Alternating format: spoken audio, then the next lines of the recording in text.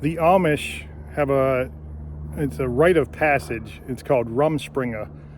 And what it is about the age of 16, the Amish child is forced to leave the Amish community for about a year. I believe it's about a year, or at least 6 months. And they have to go out into the English world. That's what they call the non-Amish people. So go out into the heathens, or whatever they think of them. And they have to live among them for a certain amount of time. And then they have to decide whether they're going to stay in the English world or they're going to come back and be baptized into the Amish faith. Well, I believe that our spiritual journey is similar to this. So we are pure spiritual beings when we're born. Nothing corrupts us, but that corruption starts very early. But we're also building strength, and we're gaining knowledge of how to do things, basic things like walking, and then we get to where we tie our shoes, or whatever we learn to live in this world. Well, I believe usually around the age, probably 15, 16, it's different timeline for everyone. Everyone has a different spiritual timeline. We have to go out into the world, and we have to experience what we need. We have to experience what this world is all about.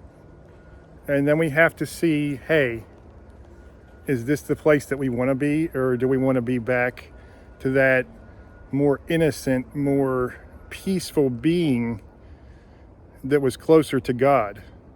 And I really do think that that's the time. I used to talk about the happiness curve in some of my earlier videos. The happiness curve is when you're the happiest. Well, you got a very high happiness level, and it starts to drop at about the age of 18, and it goes down to about the age of, probably your 40s to 50s is when it bottoms out. And that's the normal average timeline. And like I said, everybody is different. But then for some reason, after that, the happiness level just shoots straight up in the sky. It shoots up to the highest it's ever been when we're, usually around our, late 50s to 60s is when we're starting to get to that highest point. And that is the time when it's dropping. That is the time that our spiritual Rumspringa begins. So we're going out into the world.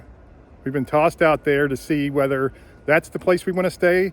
Do we want to stay in that chaos and that brutality? Or do we want to be closer to God? And it's not like we're leaving this earth when we decide to be closer to God and decide to have our awakening.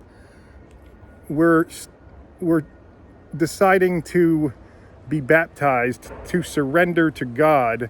So we're part of this world and that world. We're part of the divine, the spiritual, and the earthly realms. And that is where we have to choose. And if we don't learn the lessons, and we are tempted by all the desires and, all the, temptations of this earthly realm, and that's where we decide to stay, then usually we get sucked down into the darkness. Now, just because we decide to stay there doesn't mean that that's where we have to stay forever. We can always change our mind. It's never too late to start your spiritual journey. 2 seconds before your death, you can connect with God. It's literally never. Like I said, the timelines don't matter because every single person is different, and you have to go through the requisite amount of pain to get to a place where you can even start to return to God anyway. God makes you go out and have your spiritual Rumspringa, and he makes you do that for a reason, because we have to have that pain, because without that pain, what do we know? We know nothing without that pain.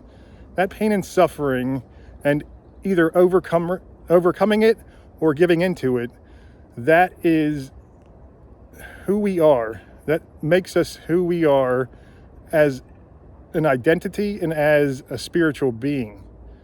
So if we give into that pain and we decide to, join flip sides and join the enemy, join the darkness, and that's what we decide. And there's nothing that, it's free will. We have free will to do either. To either go back to the light, which is definitely a harder path in the beginning. It's harder in the beginning, so if you like that instant gratification, that's what you're all about, you're probably going to just go to the darkness, because following that light, first of all, your ego will tell you you're nuts. Society will tell you you're nuts. They will do everything that they can to stop you. So we have to decide whether we're in it for that instant gratification, those little dopamine hits, or we're in it for a long-lasting inner peace that we have to work towards. And it's a lot of work. It's pain, it's suffering, it's grind. We have to be put through the ringer. That expression comes from, when they used to wash clothes, that was how they dried them. They put them through this big press and squeeze out every single bit of water that was in the clothes after they washed them. And that's kind of what we have to go through before we can really decide whether we want to come back and follow God and surrender to God, or if we want to just stay in the darkness and wallow in that self-pity and self-loathing and little dopamine hits whenever we can get them, and we think that's our happiness. We have to decide that. It's a very hard decision. When I explain it like this, it sounds like, oh, well, why wouldn't we just go for, of course we want to connect back with God, but that temptation is so strong. That darkness is so cunning and so powerful that we get sucked back into it. We get sucked into it because we think they can even make us think that we are following God when we're following darkness sometimes. Unless we know in our hearts and without a doubt that we are doing what God wants us to do. If we've read enough spiritual texts and ancient texts and, studied it enough to actually know the real difference between right and wrong and following the light and following darkness, it's really a gray line right in the middle there when we're figuring stuff out. And we'll get duped a couple times. That's what the whole spiritual Rumspringa is all about. We're going to go out there, we're going to be duped, we're going to be beaten, we're going to be tempted, we're going to have all these earthly desires, and it's going to test us. And if we don't pass enough tests and we don't pass the main test, then we're going to be stuck in that darkness until we finally maybe have something to wake us up. I mean, don't be discouraged if you haven't had any sort of spiritual awakening, because it takes a long time and everybody is completely different.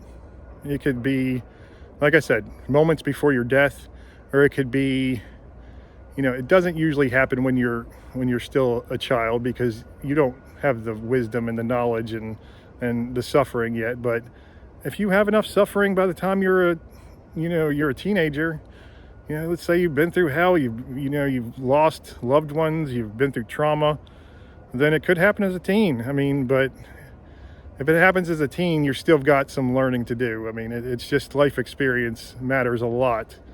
And that's just a different stage of your awakening you'll have to go through. But we can choose to follow God from that moment and not stray as much, because we've learned more. We weren't coddled as a young child, and we learned more by getting thrown out there in the darkness that we don't like that. We just want to be one with God, and that's where we find our peace. And learn that lesson, and that is where you will find that lasting peace to last you through a lifetime.